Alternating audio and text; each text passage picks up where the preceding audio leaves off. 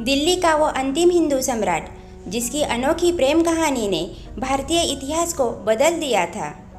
हिंदुस्तान के इतिहास में कई अमर प्रेम कहानियाँ हुई है जिन्हें आज भी याद किया जाता है। दिल्ली के अंतिम हिंदू सम्राट पृथ्वीराज चौहान और संयोगिता की प्रेम कहानी भी इन्हीं में से एक थी।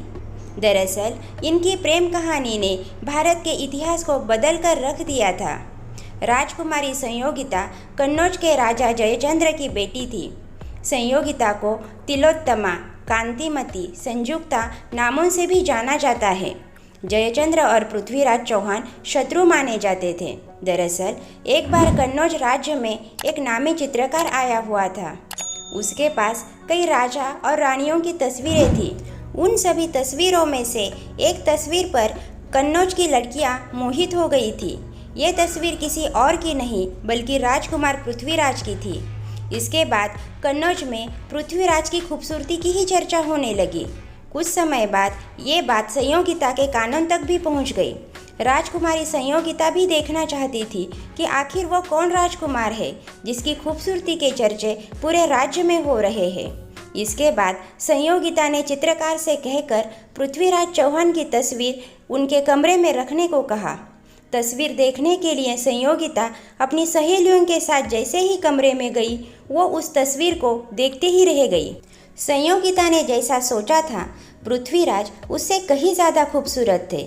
राजकुमारी संयोगिता ये जानते हुए भी कि पृथ्वीराज चौहान उनके पिता जयचंद का सबसे बड़ा दुश्मन है, वो उन्हें दिल दे बैठी।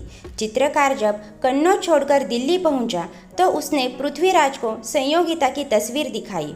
तस्वीर देखते ही पृथ्वीराज भी संयोगिता की खूबसूरती के कायल हो गए। कुछ समय बाद पृथ्वीराज ने अपने दिल की बात राजकुमारी संयोगिता तक पहुंचाई। संयोगिता ने भी उनके प्रेम प्रस्ताव पर मोहर लगा दी। इसके बाद उनके बीच संदेशों का आदान प्रदान होने लगा। इसी बीच जब राजा जयचंद को उनकी प्रेम कहानी का पता चला तो उन्होंने बिना समय गंवाए संयोगिता के स्वयंवर की घोषणा कर दी। संयोगिता के स्वयंवर के लिए राजा जयचंद ने देश भर के कई राजा महाराजाओं को निमंत्रण भेजा, लेकिन पृथ्वीराज चौहान को स्वयंवर में नहीं बुलाया। संयोगिता को जब स्वयंवर की खबर लगी तो खुद ही पृथ्वीराज को चिट्ठी लिखकर उनसे शादी करने की इच्छा जाहिर कर दी। जवाब में पृथ्वीराज ने भी भरोसा दिलाया कि वह स्वयंवर में जरूर आएंगे। स्वयंवर के लिए देश भर से कई राजकुमार कन्नौज पहुंच चुके थे। राजकुमारी संयोगिता जब स्वयंवर स्थल पहुंची तो उनकी नज़रें सिर्फ पृथ्वीराज को ही खोज रही थी, लेकिन पृथ्वीराज उन्हें कहीं नज़र नहीं आए। इसके बाद राजकुमारी तमाम राजकुमारों को ठुकराते हुए मुख्य द्वार पर रखे पृथ्वीराज के पुतले के सामने पहुंची और माला पुतले के गले में डाल दी।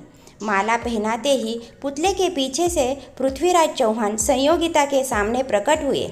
पृथ्वीराज चौहान को देखकर सभी राजकुमार हैरान रह गए और राजा जयचंद्र का गुस्सा 7वें आसमान पर पहुंच गया। जयचंद्र ने तुरंत अपनी सेना को आदेश दिया कि पृथ्वीराज चौहान को बंधक बना लिया जाए, लेकिन सैनिक कुछ समझ पाते उससे पहले पृथ्वीराज चौहान संयोगिता को लेकर राज्य से भाग निकले।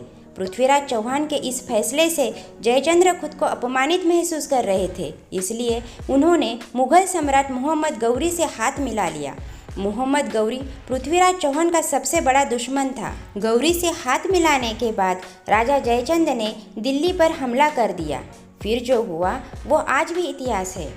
दोस्तों, कहानी अच्छी लगे तो लाइक ज़रूर कीजिएगा और ऐसी ही कहानियाँ सुनने के लिए हमारे चैनल को सब्सक्राइब कीजिए।